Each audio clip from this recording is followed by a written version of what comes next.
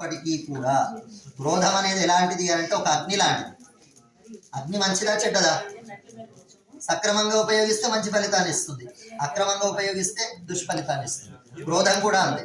ఎక్కడైనా తప్పు జరిగేటప్పుడు ధర్మాన్ని నిలబెట్టడం కోసం, అధర్మాన్ని ఖండించడం కోసం మనం ఎక్కడైనా కోపాన్ని తెచ్చుకోవాలి. కోపం మనకు రాకూడదు. శ్రీరామచంద్రుని యొక్క వైభవాన్ని తెలియజేస్తూ క్రోధమాహారయత్ అని అంటారు. క్రోధాన్ని తెచ్చుకున్నాడే.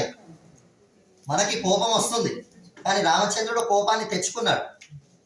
ధర్మ సంస్థాపన కోసమని అక్కడ దుష్టులను శిక్షించాలి అనంటే కోపాన్ని తెచ్చుకోవాలి కనుక క్రోధాన్ని తన చేతిలో పెట్టుకున్నాడు. క్రోధం చేతిలోకి మనం వెళ్ళకూడదు కనుక అలా ఉండగలిగితే అన్ని సంపదలు కలుగుతాయి. తర్వాత వచ్చే సంవత్సరానికి విశ్వావసు అని పేరు. వసు అంటే సంపద. విశ్వంలో ఉండే సంపదలన్నీ మనకు లభించాలంటే మనకుండేటువంటి క్రోధాన్ని, కామాన్ని నియంత్రణలో ఉంచుకోవాలి. ఆ దివ్యమైనటువంటి సందేశమే ఇది తెలియజేస్తుంది.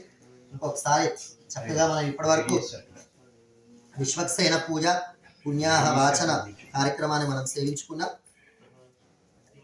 పంచాయుధాలతో లక్ష్మీ నారసింహస్వామి వేంచేస్తున్నారు ఆ కలశాలలో.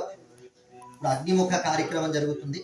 ఆ అగ్ని భగవాను మనం ఆరాధన చేసుకుంటూ ఏ దేవతని ఉపాసన చేసినా ప్రతి దేవత అంతర్యామిగా శ్రీమన్నారాయణుడిని మనం భావిస్తాం.